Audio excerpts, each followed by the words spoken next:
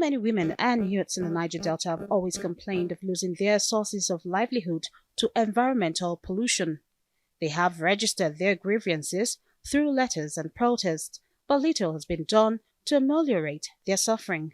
Now, an author from the Niger Delta, Priye Bob Manuel, is calling on women to engage in other businesses while they wait for the government to help with the cleaning of the environment. Today, I am very happy because I've had this dream for so many years, and seeing it come into fruition after all these years is a true case of I'm living my dream. The product of these many ideas and years of attention to the plights of women in the business space are what we finally have here. I hope that I will be doing my part towards imparting women with the requisite skills to starting and running a business as we look towards self-sustainability and the overall well-being and improvement of the economy of this great nation.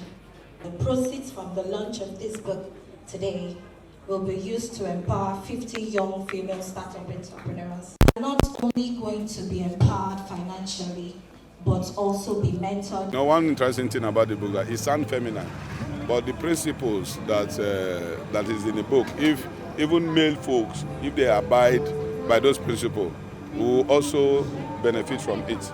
Because principles for success are not feminine or neither are they masculine. Principles are principles. If anybody abide by the principles of success, if you discipline yourself to go through them, you go through them. In that book, I also recognize that she alluded to the fact that a lot of persons doesn't have dream, a lot of persons doesn't have desire. They just wake up, they just live their life anyhow. There is no goal. She inspired women, men, everybody, the readers of the book, to come up with, at least to challenge yourself, come up with passion. There was clear lines how to go about business. Other stakeholders in the region are also calling on women to believe in themselves and to remain resilient in the face of economic challenges. Today, most people see women as lazy people wanting to take money from men. And when we see women doing things, establishing themselves, it's a good thing. It's something that we encourage every woman. I'm a married man and my wife is an entrepreneur on her own. When I got into business, I did not consider the Nigerian environment. This is what I tell people. I said, Naira has no gender. Success has no gender. Dollar has no gender. Neither does failure have a gender. So if I want to succeed, I have to decide what I want to do.